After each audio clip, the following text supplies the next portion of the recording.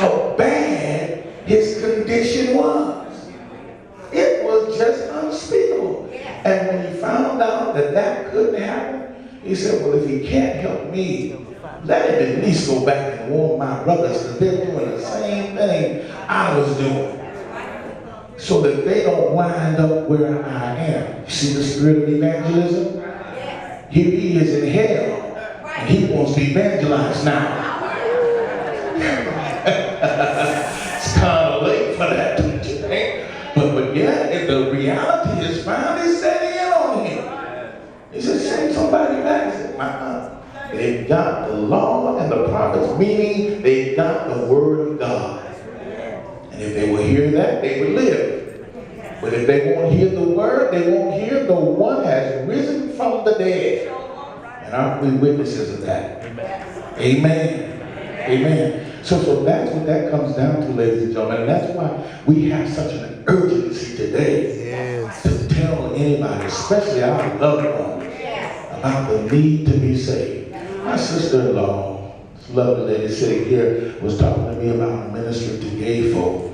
And if you'll allow me just to digress just a second, I know that as church saved people, we historically have had a great issue with that.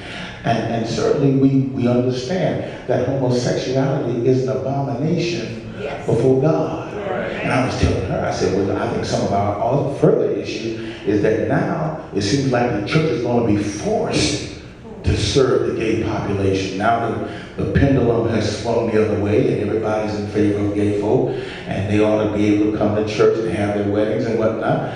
So we're not doing that, no family. We're not doing that. But I do understand this. We need to show the love of God first. Because some of us have gay family members. Amen. And we don't want to see them lost forever. And we believe that God is able to save them. Amen. We need to treat that just like any other sin. We don't turn away fornicators at the door, do we? We wouldn't have a whole lot of folk in church if we did that. Amen. And ain't nobody checking IDs trying to find out who's been committing adultery and all the rest of that stuff. Amen. Those folks need to be ministered to. They need to be helped. They need the word of God. They need the love of God. Amen. And it has to be done in a way with an objective of winning their souls. Amen? Amen. Let me give you a brief wrap-up. So the first thing I want you to know is the rapture. And the rapture is a good deal of why we live holy.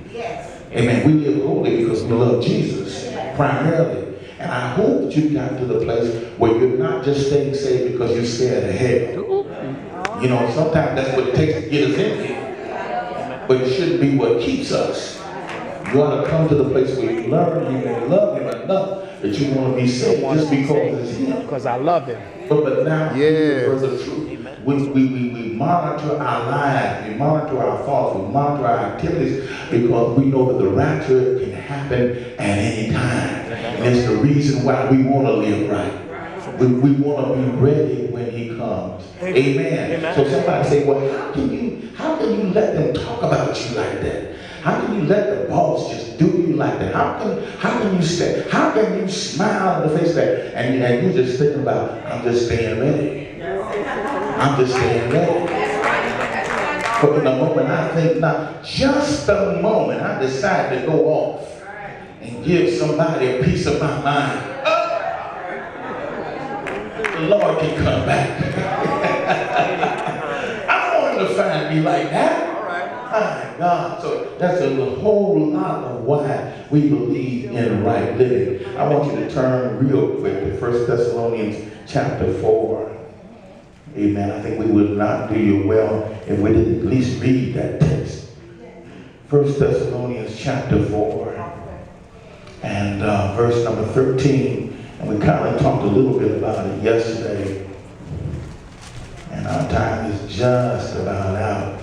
And we had such a wonderful service on last night. Amen.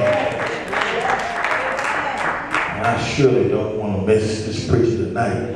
Man, this is one preaching man. I'm so glad he didn't. I'm so glad he. Bible class is good to me, Bishop. Give me the word. 1 Thessalonians chapter 4, verse 13. But we would not have you to be ignorant, brethren. In other words, you're not to be unaware of this. You should be fully vested in this knowledge, because what God has revealed belongs to us.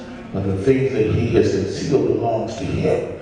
But God has chosen to tell us and show us these things concerning them which are asleep, that ye sorrow not, even as others which have no hope. We are not the people who say we're not going to ever see them again.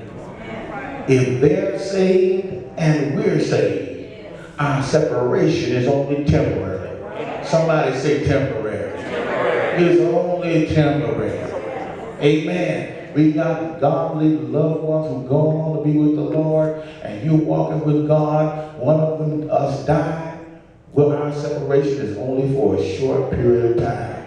And that's why, as I said yesterday, we don't believe in diving over in the caskets, trying to drag them out, say, come back, don't leave, we're going to miss them.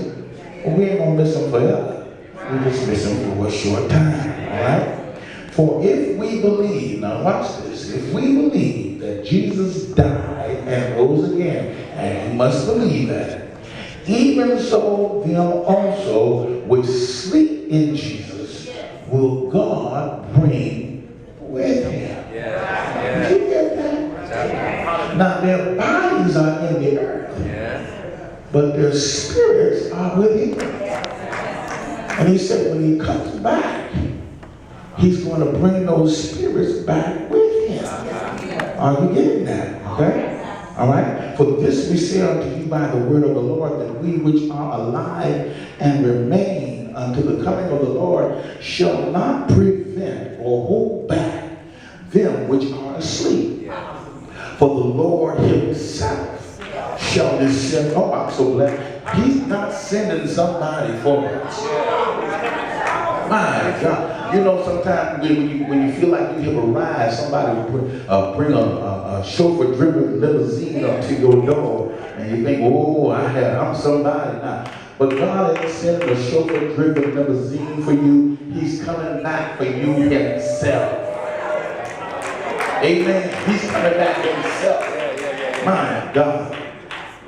So he says, for this we say unto you by the word of the Lord, that we which are alive and remain until the coming of the Lord shall not prevent them which are asleep. For the Lord himself shall descend from heaven with a shout, with the voice of the archangel, and the trumpet of God, and the dead in Christ shall rise first. Now I want to pause here for just a minute. I mentioned to you a few minutes ago about the first resurrection. What I didn't tell you is that there are 3 stages to the first resurrection. Come on, Bishop. The first stage was when Jesus got up himself. That's it. That's right. Did you not read how in Matthew 27 that the graves of many were open, and some of the saints walk around through it? Amen. Paul gives us a little more light in 1 Corinthians 15. He says, Christ is the first fruits of them of the resurrection. Yes. And afterward, every man in his order. So he paints a military picture for us. It's like people in rank and file. You can't skip the head of the line. You got to keep your place. And when your turn comes, you're going in. All right? So when Jesus got up, that was stage number 1. The rapture is stage number 2. All right? Because the rapture is part translation and part resurrection. All right. Now, I know that sounds a little involved, but let me break it down. The part of the resurrection has to do with the dead in Christ rising first. They're going to be raised from the dead. But then we who are alive and remain. You get it now. So that's the translation part. My God. So it's going to take both of those things. Isn't that wonderful? Elder Hudson? That it's going to be part translation and part resurrection. that God is going to bring to pass in that one moment, that one instant. Now,